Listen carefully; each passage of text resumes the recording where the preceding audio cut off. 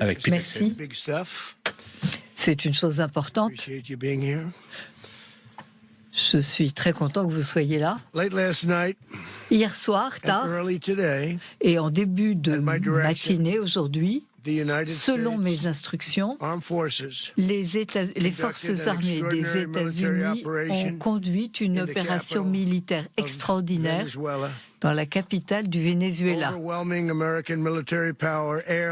Une puissance très forte a été utilisée pour lancer un assaut spectaculaire, un assaut comme on n'en avait pas vu depuis la Deuxième Guerre mondiale. Il s'agissait de s'attaquer à une forteresse très sécurisée pour traduire en justice Nicolas Maduro. Ça a été un déploiement de force, de puissance et de compétences américaines extraordinaires, peut-être l'un des plus extraordinaires de l'histoire. Et il y a eu une attaque contre Soleimani, al-Baghdadi également. Il y a eu l'oblitération et la décimation des sites nucléaires iraniens que l'on peut citer. L'opération connue comme marteau de minuit. Toute opération exécutée, réalisée parfaitement. Aucune nation au monde ne pourrait faire ce qu'a fait l'Amérique hier dans des délais très courts. Toutes les capacités militaires du Venezuela ont été rendues impuissantes au moment où notre police et nos militaires ont capturé avec succès Maduro au milieu de la nuit. Il faisait sombre. Les lumières à Caracas ne fonctionnaient pas grâce à une certaine expertise dont nous disposons. Il faisait très sombre. Le coup a été mortel. Maduro a été capturé avec sa femme, Cilia Flores. Et tous deux, maintenant, vont être traduits devant la justice américaine. Maduro et Flores ont été mis en accusation devant le tribunal du district sud de New York pour complot de narcoterrorisme contre les États-Unis et leurs citoyens. Je tiens à remercier les hommes et les femmes de notre armée qui ont obtenu une réussite aussi spectaculaire avec précision, compétence. On a vu des choses qui ont moins bien fonctionné dans notre pays, qui sont en fait un embarras pour le pays. Pensez à l'Afghanistan, pensez au temps de Jimmy Carter. C'était une époque différente où notre pays était respecté. Ceci a été fait en coopération avec les forces de police américaines, les forces de l'ordre américaines, avec l'aide de navires qui étaient en mer, qui attendaient. On peut parler de ready position, mais en fait, ils ont été submergés. Ils sont devenus impuissants. Si vous aviez pu voir ce que j'ai vu hier soir, vous seriez impressionnés. Je ne sais pas si vous le verrez un jour, je ne pense pas. Mais cela était vraiment très impressionné. Pas un Américain n'a été tué. Pas un élément quelconque de matériel américain n'a été perdu. Un grand nombre de personnes ont été impliquées dans cette attaque. Eh bien, aucun équipement militaire n'a été perdu, aucune personne n'a été tuée. Nous sommes les plus forts de toute la planète, avec des capacités et des compétences qui ne peuvent que faire peur à nos ennemis. Nous avons le meilleur équipement au monde. Et cela, vous pouvez le voir. Si vous considérez que nous avons supprimé 90% de la drogue qui vient par mer nous nous sommes débarrassés de 97% de la drogue qui venait essentiellement d'un endroit appelé le Venezuela. Tant que nous pourrons assurer, et c'est ce que nous allons essayer de faire, une transition pacifique, nous allons essayer que quelqu'un puisse être mis en place. Il y a une situation que nous connaissons depuis des années, eh bien nous allons gérer le pays. Tant qu'il n'y aura pas de transition, tant que nous ne pourrons pas assurer une transition sûre et judicieuse. Et je parle de transition judicieuse car c'est de cela qu'il s'agit. Il faut liberté, paix et justice pour ce grand peuple vénézuélien. Il y a un certain nombre de Vénézuéliens qui vivent à l'heure actuelle aux États-Unis et qui souhaitent revenir dans leur pays, leur mère patrie. Nous ne pouvons pas prendre le risque que quelqu'un s'empare du Venezuela sans se soucier du bien de la population. Cela a duré trop longtemps. C'est une chose que nous ne pouvons pas permettre. Nous sommes là, maintenant. Est-ce que les gens ne comprennent pas?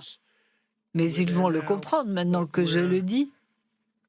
Nous allons rester aussi longtemps que la transition ne pourra être assurée.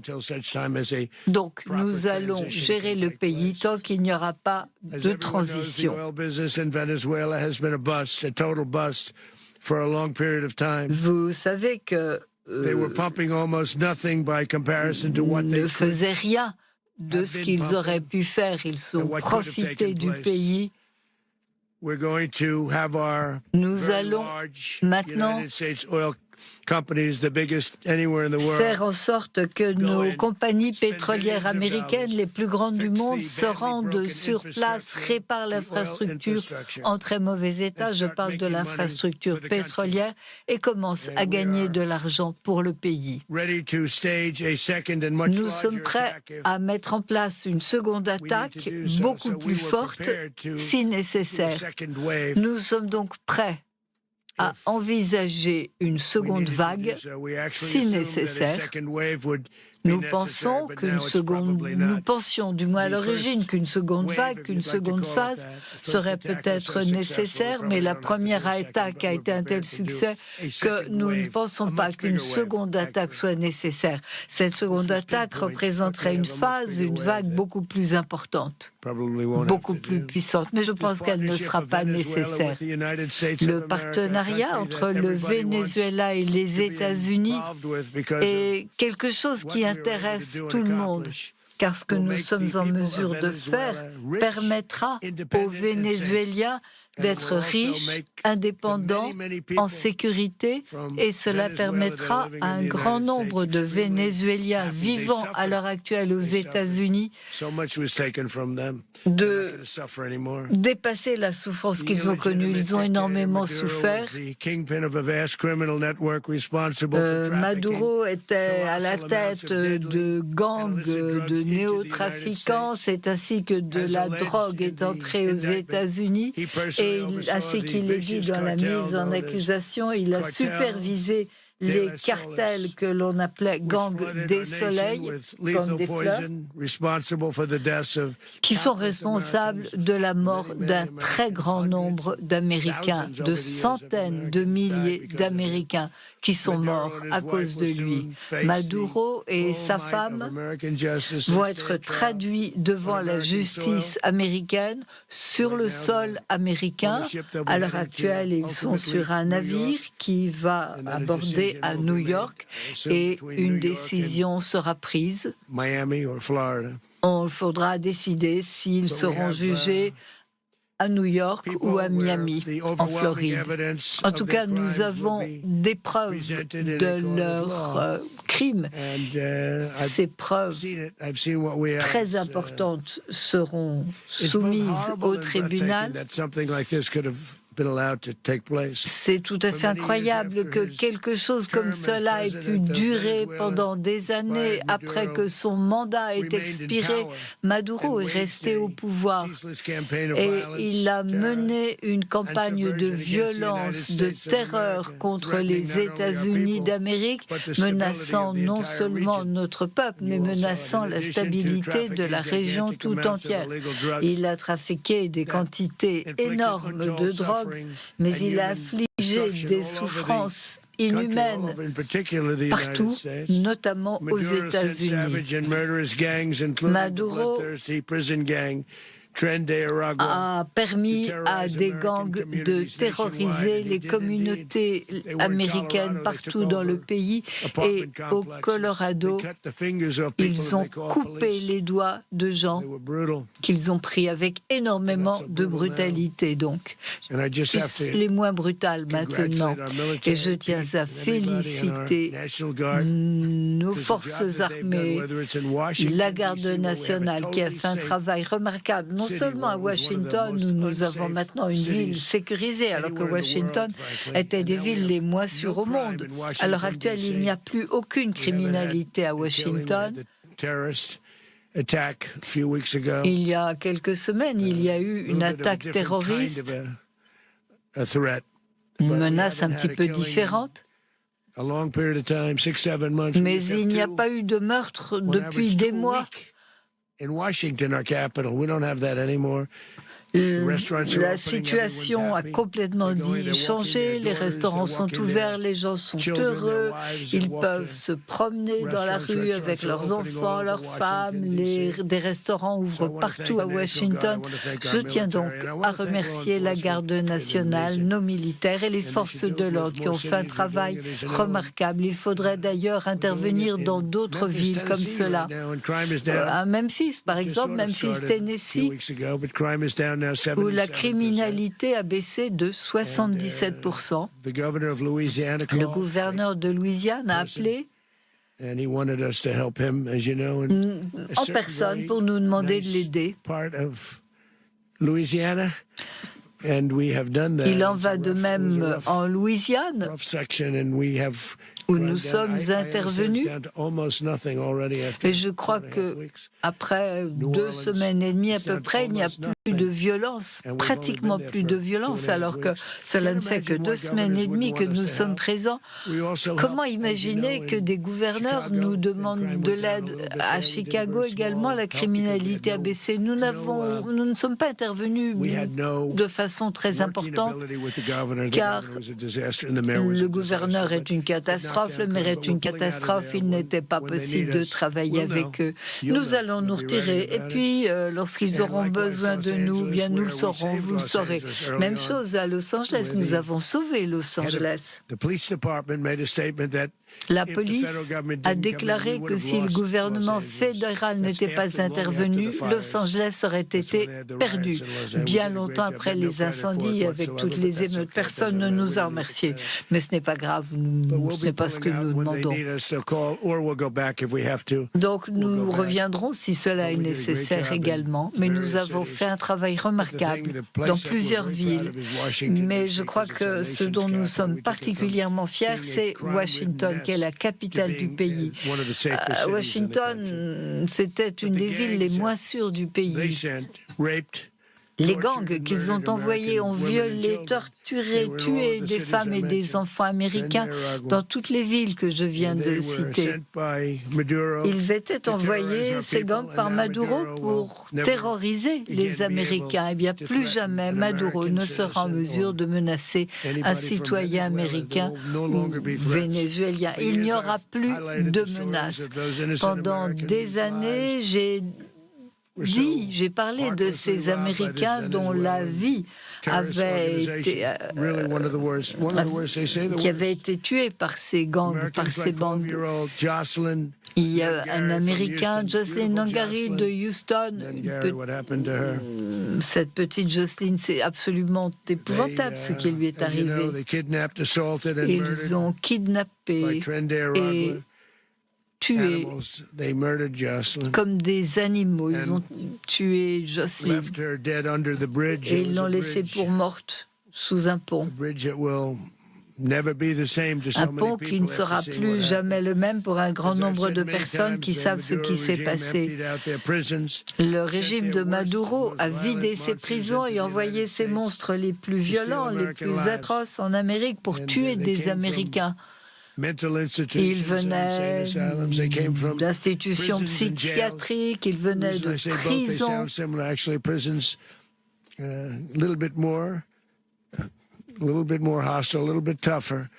Et c'était des gens très hostiles, très violents, notamment ceux qui sortaient de prison.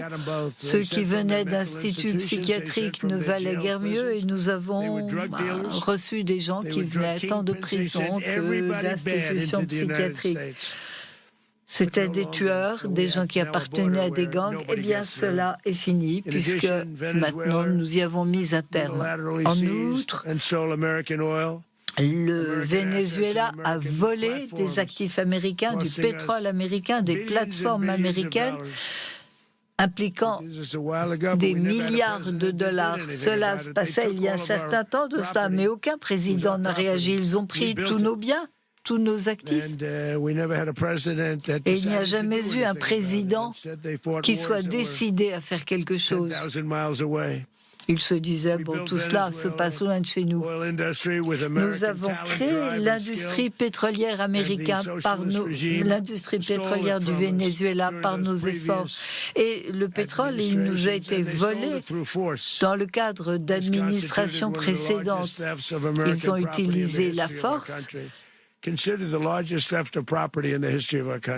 Et c'est un des vols les plus importants qui a été commis à notre rencontre et rien n'a été fait. Moi, j'aurais fait quelque chose si j'avais été là. Les Américains ne laisseront jamais les puissances étrangères nous voler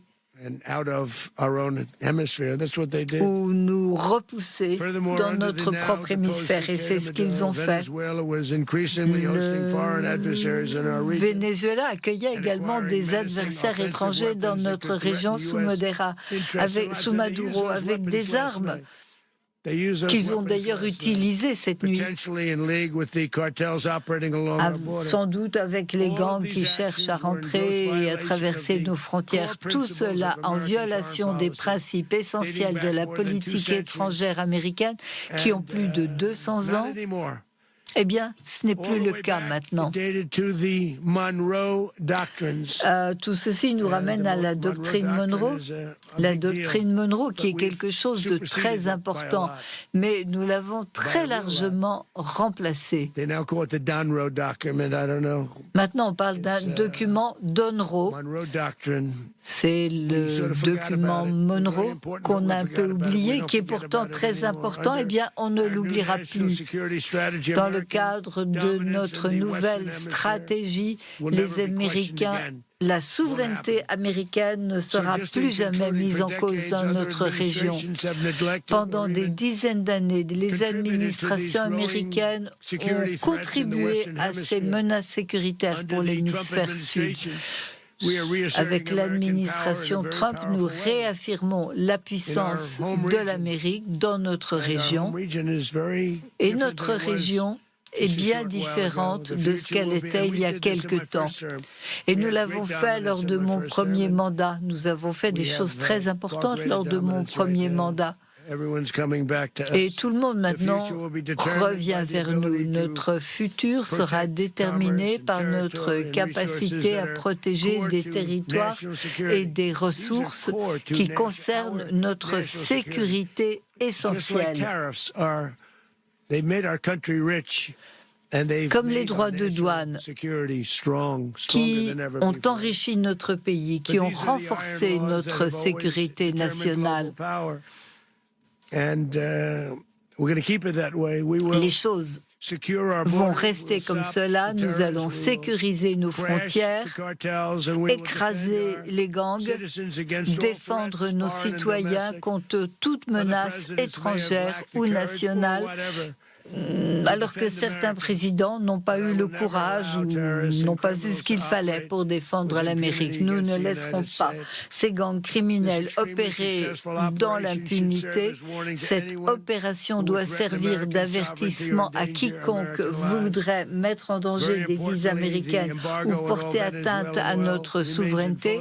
L'embargo sur le pétrole vénézuélien reste en place. L'armada américaine reste en position et les exigences américaines devront être remplies et satisfaites. Le Venezuela doit comprendre que ce qui est arrivé à Maduro peut arriver à d'autres et leur arriera s'ils ne font pas preuve de justice et d'équité, même à l'égard de leur peuple. La dictature de Maduro est terminée au Venezuela. Le peuple est libre. Enfin, ils ont attendu longtemps. L'Amérique est une nation plus sûre. Ce matin, le Venezuela est un pays plus fier, plus sûr, puisque cette horrible personne qui a fait de très mauvaises choses contre nous ne pourra plus jamais faire ce qu'il a fait. Et les États-Unis sont un pays beaucoup plus sûr. Je tiens donc à vous remercier tous de votre présence. Je tiens à remercier le général Rezankani, un homme tout à fait fantastique. J'ai travaillé avec un grand nombre de généraux, j'ai travaillé avec des gens que j'aime, des gens que je respecte, des gens très bons, mais lui, il est fantastique. Ce que j'ai vu hier soir, c'est une des attaques les plus précises que j'ai vues. Une attaque pour la justice. Je suis très fier de lui, je suis très fier de notre secrétaire à la guerre, Pete Hegseth.